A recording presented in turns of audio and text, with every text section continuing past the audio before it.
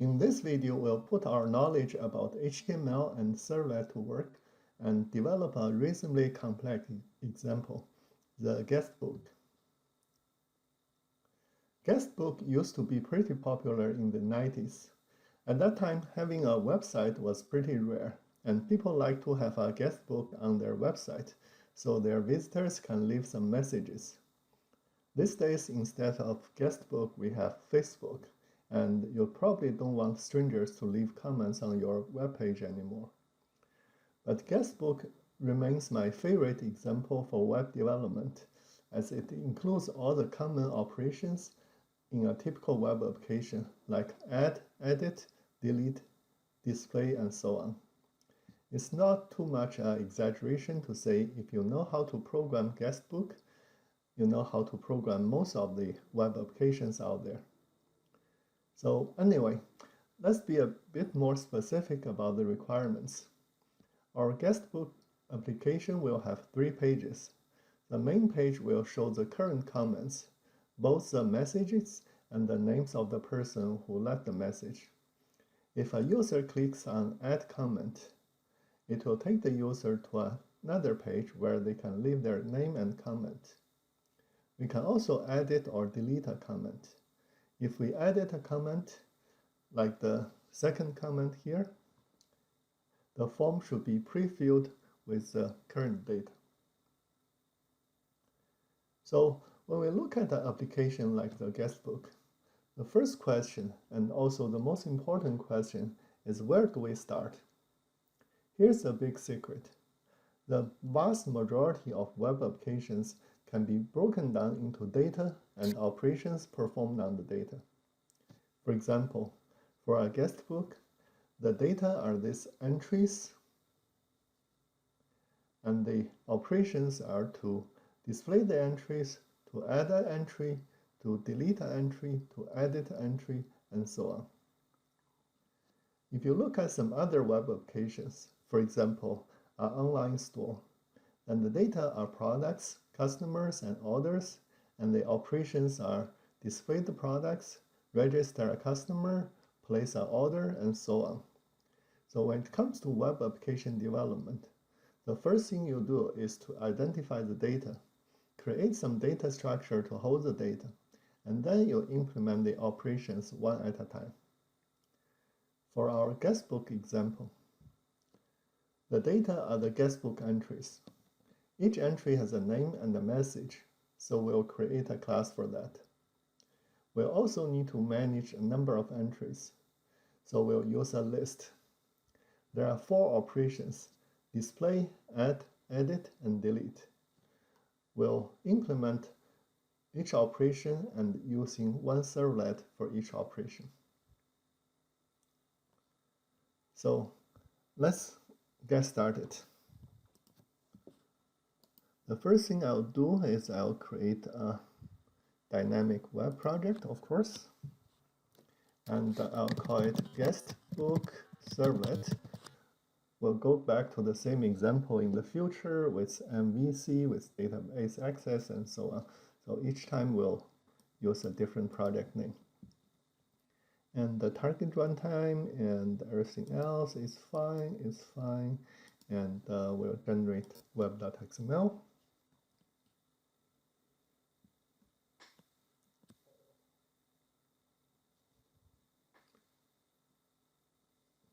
Okay, so it's taking a little time. Okay, so now we have our project, and as I said, let's start with the data model class. And we'll first create a GuestBook entry class, which should have at least 2 fields, the name and a message. Let's create a Java class, and let's put it in 3220.model class. Data classes are often called data models or data model classes, and there's a reason for that. We'll get to that later in the course when we discuss the so-called model view controller architecture. Here, just say that we call them models. And I'm going to create the data class. GuestBook entry is. Notice that it's just a regular Java class. It's not a servlet or anything. We are just using this class to store our data. And inside, we will want a string for name and another string for message. And more often than not, we would also want an ID field. So this is the first thing about a data model class.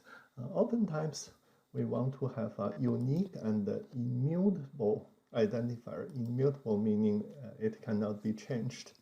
And this allows us later on to easily find the object for operations like edit and delete and so on.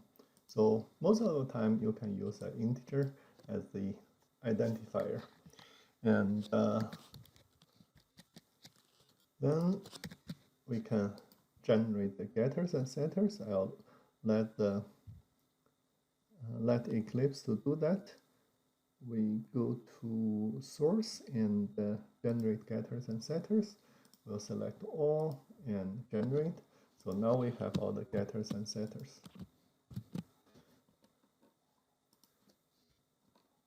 I also want to have a constructor so that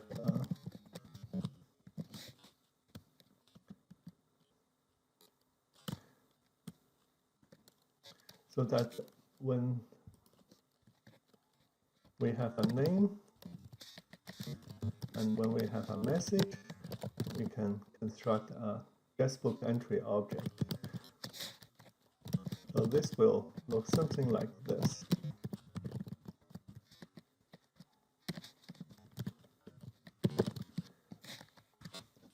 Notice that we have name and we have message, but what about ID?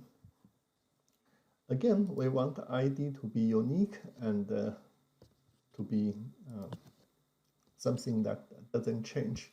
And for that, I'll use a static field to generate the IDs. So I'll have a static field called ID seed, and originally it's 1. And every time we create a new object, we'll say ID seed plus plus. This means that this new object will have an ID of the current ID seed value, and then the ID seed value will increment. So the first object will have ID 1, second object will have ID 2, and so on.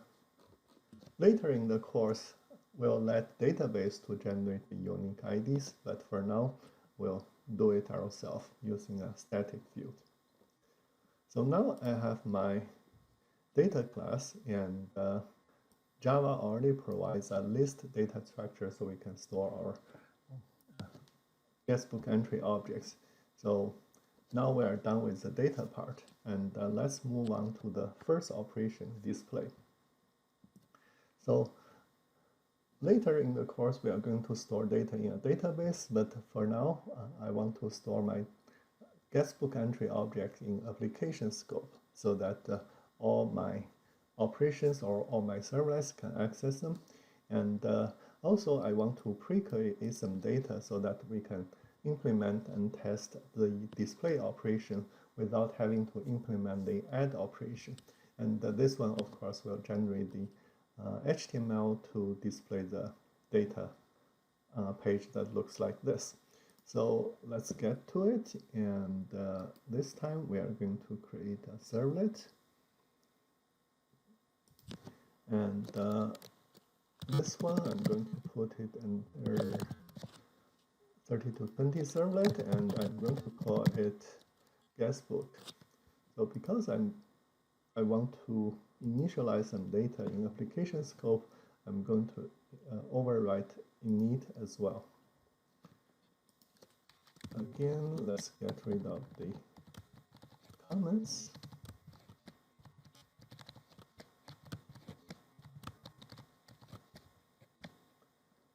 And Okay, so we don't need post, since nothing will post to it.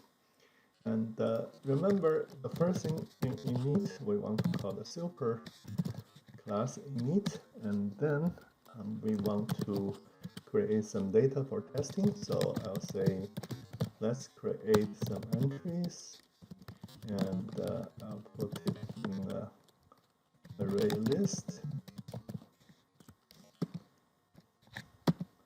Let's import everything, import the GuestBook entry, import array list first, and then list, and then GuestBook entry. So now let's add a few entries to it. So we'll say add a new GuestBook entry, and we'll say John says hello, and we'll say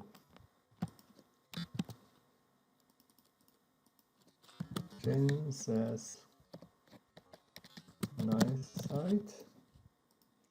So now we have two GuestBook entries, and then let's put it in application scope.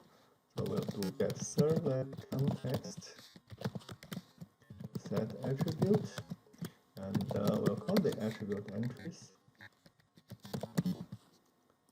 And because we are going to rely on this to initialize the entries, let's also make this servlet start load on startup URL patterns and load on startup. Okay, so this gives us the data in application scope, and then we need to get data out of the application scope when we try to display it. So that will be GuestBook entry and entries, get servlet context, get attribute, and we have to cast it to a list of GuestBook entries. Okay, something like this. Now, once we have the data, we need to display them in a table that looks like this. We know how to do that. We just need to copy over some code that generates HTML stuff. Let me go to hello world again, and let me copy over this.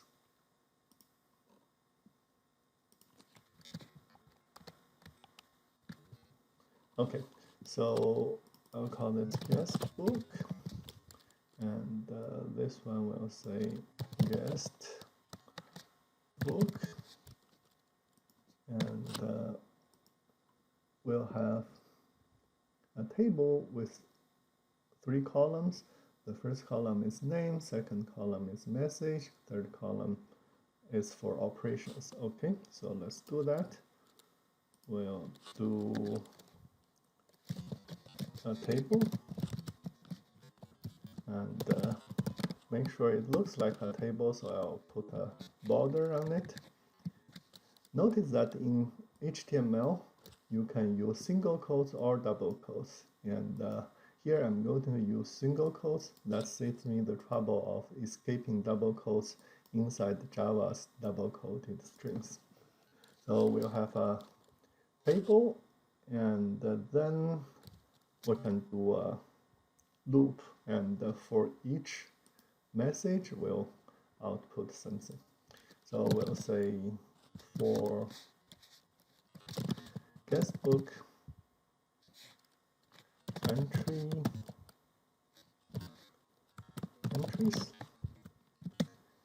and we'll output a tr, and then we'll output a td, which is name.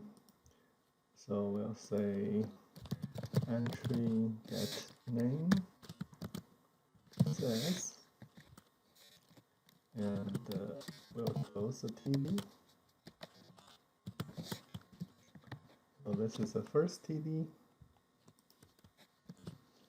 and then the second PD, which is get message, and then the third TD, which is edit and delete. So let's just put edit and delete here. We'll come back to them later. And then we need to close the TR, something like that. And then we need to close the table. So that's a lot of print statements, but that's okay. Later we'll use something else so we don't have to put all the we don't have to use all these print statements or put HTML in the code, but that's for later. For now, let's try run this and see if it works. I'm going to run this.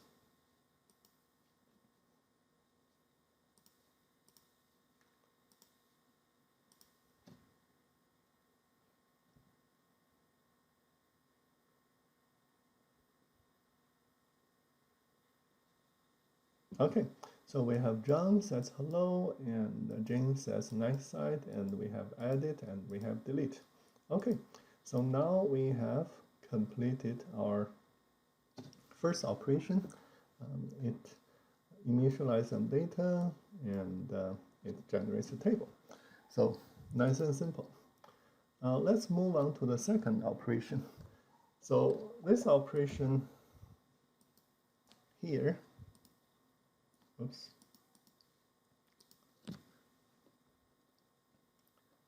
We'll first display a form, and then it will handle the user submission, add the submitted data to the list of entries, and then send the user back to the main page. So let's do that. And remember, we want to use one servlet per operation. So we'll create another servlet, and we'll call it add comment.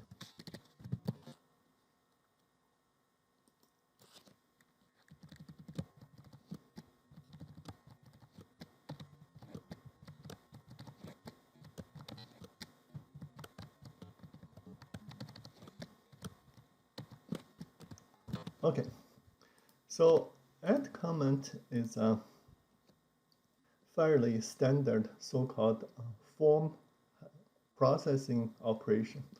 Form processing operation means that it actually involves two actions. One action is display the form, and the second action is processing submission. It's customary to use the doGet method to display a form, and then use the doPost method to handle the form. So we can do something like this. Again, copy over the counter part of the code, and this one we'll call it add comment. And here we want to display a form. So here we'll say form. Remember, two methods for form, two attributes for form, action and method. So action should be the URL of the same servlet, because we are going to use this servlet to handle form submission. So this one is add comment, so we'll say add comment here. And the method, very importantly, it should be post, because remember, we are going to use doPost to process the submission. So here, make sure the method is post, so the submission will come to here. If you forgot this part, it will by default use get to submit the form, and you will submit back to do get, and it will display the same form again. So it won't really process the submission. So we need to use post here. And then let's create a couple of fields. We'll say, please tell us your name, and the type is text. The name of the field will be name, and then let's create another field, and this field will be the message field. We are going to use a text area for that, and the text area will be having a name, and it's going to be called message. And let's say I want 6 rows and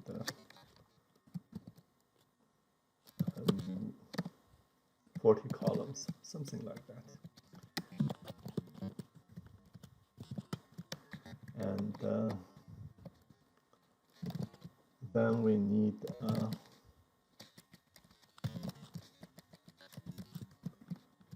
button that says add comment, and then we need to close the form. Okay, so this is what the form looks like. And then here, how do we handle submission? So note that if a user fill out this form and then click the add comment button, the form will be submitted back to this same servlet using a post request, and so it will reach us here. And in here we should be able to get 2 request parameters. One is called name and the other one is called message. So we'll get name by doing a request get parameter name, and we'll do message, and having this 2 allows us to create a new GuestBook entry.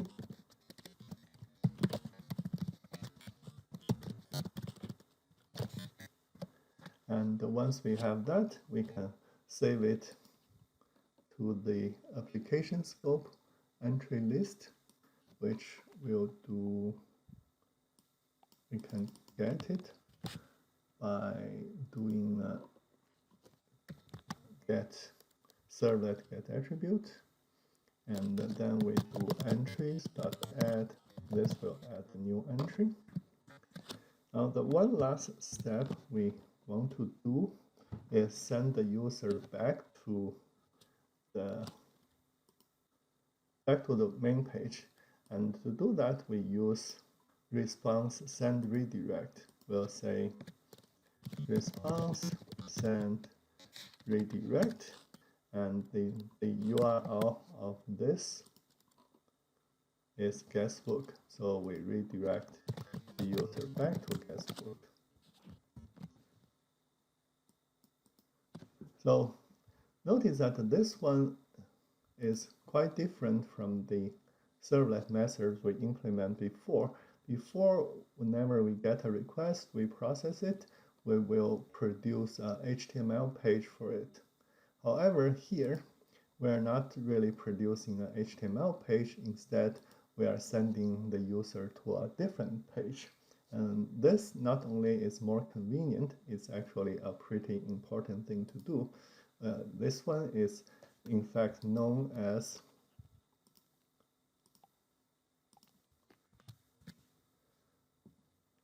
PRG, or post redirect get.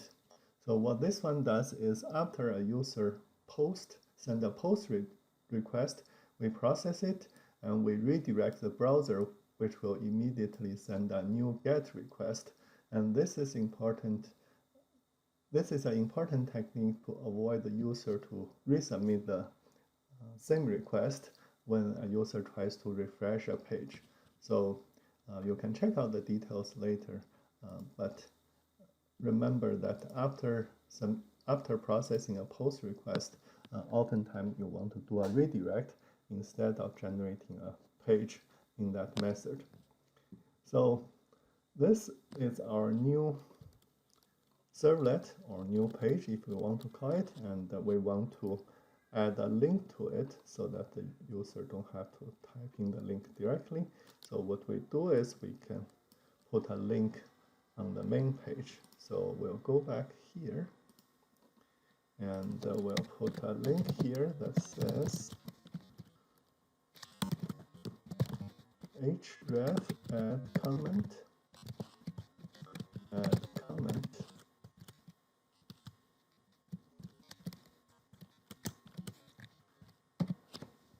And okay, so let's see how it looks. We'll refresh. Now we see the add comment. Click on it. We actually see the form, so that's a good sign. And let's say Tom says hello. Add comment, and it shows up here. Tom says hello. Now we have completed our second operation, the add operation. So again, it's a form processing operation. By convention, we want to display the form using doGet and process the submission using doPost. And after doPost, do a redirect. Okay, so now let's do the edit part. Edit is quite a bit more difficult because in add comment, notice that we don't need to supply any parameters to add comment because a new comment is a new comment. However, when we try to edit something, we have to specify which entry we are currently trying to edit. And that means this edit link cannot be a simple link like this. It has to also have some information about which entry we are trying to edit. And this is where the ID comes handy, because what we can do is we can embed the ID in the edit link so that later on the edit operation will know which entry we are trying to edit. So let's try that. And so what we'll do is we'll say href, and the URL will be edit entry, and we'll give it a ID value so that we know which entry we'll be trying to edit. And that ID value can be entry.getID. And after that, so this line becomes a little bit too complex. Let me see if I can make it simpler. Yeah, we should move delete to later, and ID plus ID, and then we need to close the A-link, and then here close the A-link too. And okay, so this should give us the edit entry link, and then we'll use a separate one for delete. And this one will be delete, and we'll deal with that later. Let's see if this gives us what we want.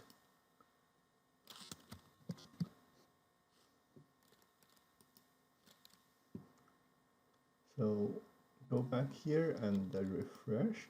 So notice that now we have the edit link. If you mouse over it, you can see the, actually let me just click on it. So you can see the URL. It will go to edit entry $ID equals to 1. And if I click on the second one, it will go to edit entry $ID equals to 2. So we will have our identifiers in the request parameter. So that's great. Now we are ready to implement the edit operation. And edit operation, in fact, is similar in a sense to add, because it will generate pretty much the same form, except that we need to prefill the form. So we will have the form here, and this one will say edit, and this one will say edit entry. It will say post, and we need to prefill the form with name and message. So what we do is we need to, of course, get the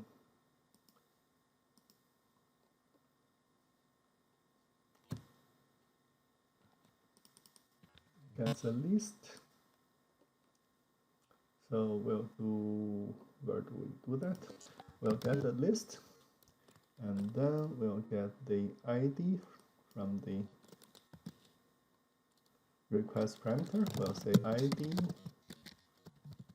is integer pass int request get parameter ID, and then we will use that to locate the entry. So we'll say,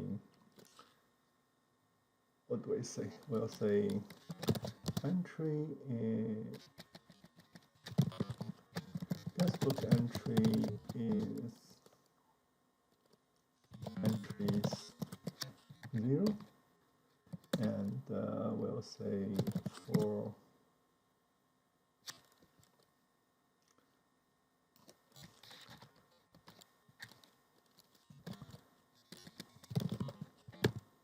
GuestBook entries if e.getID is ID, we'll say entry is e, and then we break out of the loop. Okay, so this should give us the entry, and now let's put this in a method, because chances are we'll need to use it again later. Yeah, because when we edit it, we need to find the entry again. So we'll need to find the entry again, so might as well make it a method. So the method will look like this. We will have a method that gives us a GuestBook entry and with an ID. And inside this, we'll do basically what we do here. And let's initialize it to null. And in here we can, and then we can return entry, something like that. And this will be called entry. So given ID, go through the list of entries, and if we find a match, we actually don't need this one anymore. So if we find a match,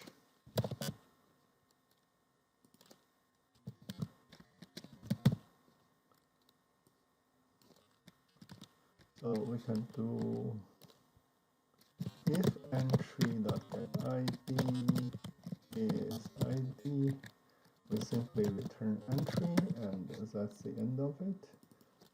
If we reaches here, means nothing found, we return null. Okay, so that's good.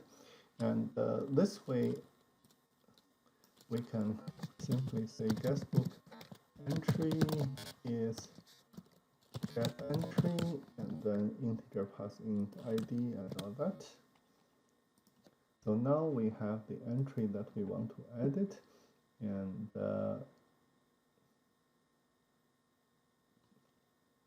here we will say edit entry post, and the name is, okay, here we need to have a value. The value will be entry.getName, and then we close it. And the same thing here, we will say entry get message, and then we close it. So the code looks like this, and then instead of saying add comment, we'll say save, and that should be the end of it. This is the edit entry page or edit entry form, and what happens after user submit. And if user submits, again, we need to find the, let's put it here, doesn't really matter, but looks nicer. So again, we need to find the entry to be edited, and then we'll say entry set name to be the new name, and then we say entry set message to be the new message. Message, and then just like before, we redirect the user back to the main page. Okay, so let's see if this thing works. So okay, so let me restart.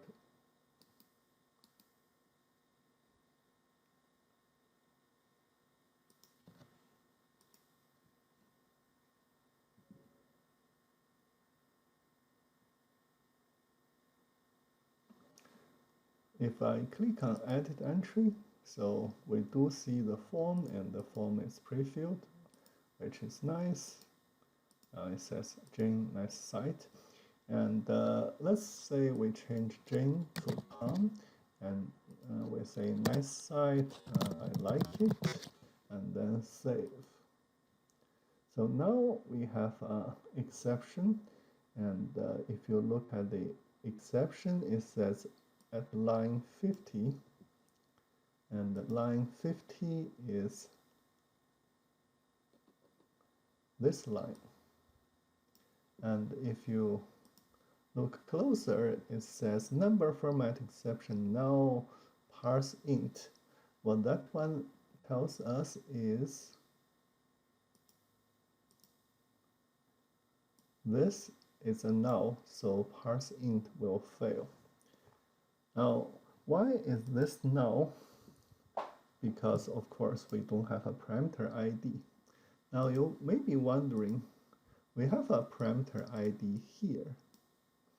Why, when we save the form, this ID is no longer there? Well, the answer is simple. Look at the form. So what requires parameters we have depends on what's inside the form. Notice that the form has a field called name, has a field called message, and that's pretty much it. There's no other place where it has a field called ID. So even though when we display the form, we get an ID parameter, which was originally embedded in the edit link, but when we save the form or when we submit the form, that ID is no longer there. And if that ID is no longer there, this will fail. And in other words, we cannot find which entry we need to edit. And that, of course, is not acceptable. So how do we get that ID back? There are, in fact, two ways to do that. One way is actually quite simple. You create a form without the action attribute, something like this. We remove this part. So you may be wondering, how does that help? we are not even having something that's originally there. But let's see. Now, if we go back, refresh, and try again, we'll say edit, and we can take a look at the generated form and notice that the action part is again no longer there. And this time we change it to Tom, and this time we say nice side, I like it, and then save. And it actually works. It says Tom says nice side, I like it. So what happened? Now, if you look at the form still has two fields, name and message, and it still doesn't have an ID parameter or ID field. So what happened? Well, what happened was that if we don't specify the action attribute for the form, then by default, it will submit to the current URL. Notice that the current URL actually has an ID parameter in the query string. So if we submit to the current URL, the ID is actually here. So we will get an ID from the query string and then two other parameters from the form, and this code will work. So this is in fact the simple fix for the problem. You simply don't specify the action attribute, and it will take the attribute from the current URL. Now this, although it's simple, it works, of course, for this particular example. I do want you to be able to do the second thing. Another way to solve the problem is to use a hidden form field. A hidden form field, if you remember when we discussed HTML form, is simply an input element with the type being hidden. It's something like this. We can add back the action added entry part, and we'll also add a hidden form field. And this hidden form field will look something like this. It will say type hidden, and it will say name is ID, and the value is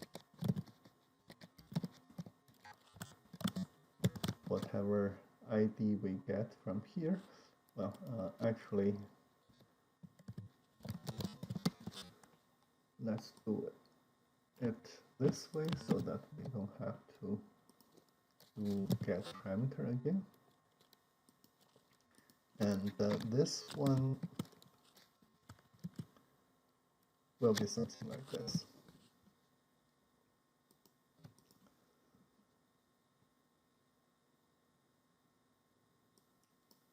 So wait a little bit, the server will automatically reload, and then let's go back and refresh, and then let's try editing again. So this time, notice that now we have the action added entry back, and we also have the hidden form field with the name ID and value is 2. So now notice that this form has 3 fields instead of 2. And because the ID form field is hidden, it's not shown here, so we can change again and say Tom says nice side, hi, and save, and it will work again. So this is the second way to fix a missing ID problem by using a hidden form field. For our particular example, it's easier to just use the first fix, not including the action attribute. But a hidden form field is a fairly commonly used technique, so do know how to use it. And then we can do the last operation, delete, and since we already know how to do edit, delete will be in fact easier, because delete doesn't need to even show a form. So here we'll basically do the same thing again, except that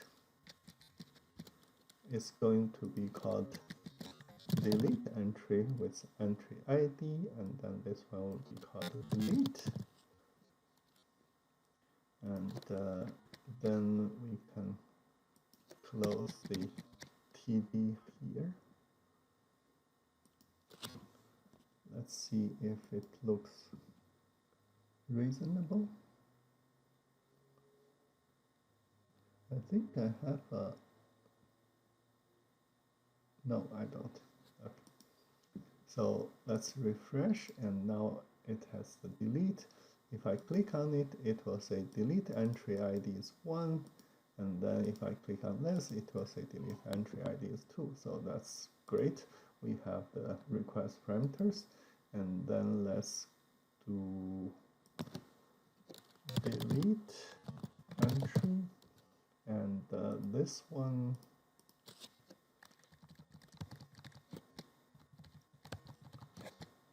is going to be easy. So we don't have form, we don't have submission. We just do something like this. We'll still need this method to get the entry.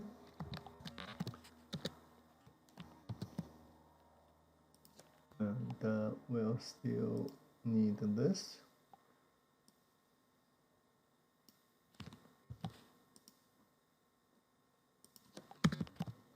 Well, in this case, I guess it's not that useful to have a separate method. So let's get rid of that, and we'll do get the entry, and then we'll do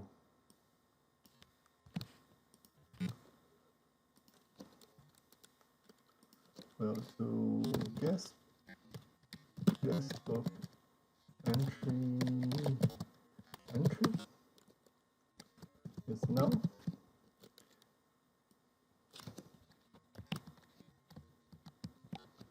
and then we'll do ID. So we'll get the request parameter ID, and then we'll go through all the entries and check if this one needs to be an integer plus int.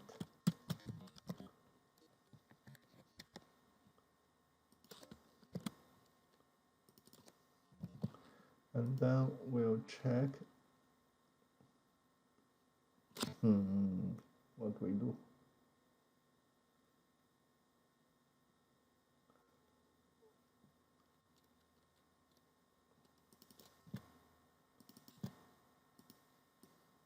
So if we find the ID, will say entry is E, and then we break out of the loop. And then here we'll say if entry is not null, meaning that we found the entry in the list, we'll do entries.remove entry. Okay, so this should do it. And then we, of course, do another redirect.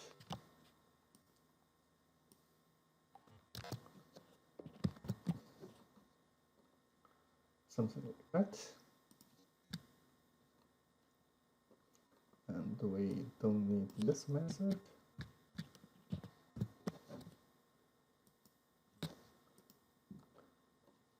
Yeah, so let's try it, and we'll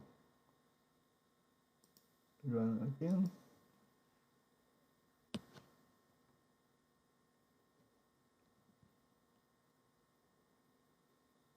And we'll delete, and it actually deletes, and we can add Tom says hi, and we can edit Tom change to hello, and we can delete Tom no longer says anything. Okay, so this is basically our guestbook example. Like I said, later on when we learn more about development, we'll come back and do this guestbook example again using JSP, using database, and so on and so forth. But for now, there are two important lessons. First, most web applications consist of data and operations performed on the data. Although some may seem complex at first, you can implement them by following a simple process. First, create the data classes and then implement one operation at a time, using one servlet for each operation. The second important lesson is that web programming is, at the end of the day, still programming. So the programming techniques you learned in previous classes still apply. In particular, we'll use Java collections like list, set, map a lot in this class. If you need to brush up on Java collections, please do so because it's going to be very, very useful. And this is the end of this video. See you in the next one.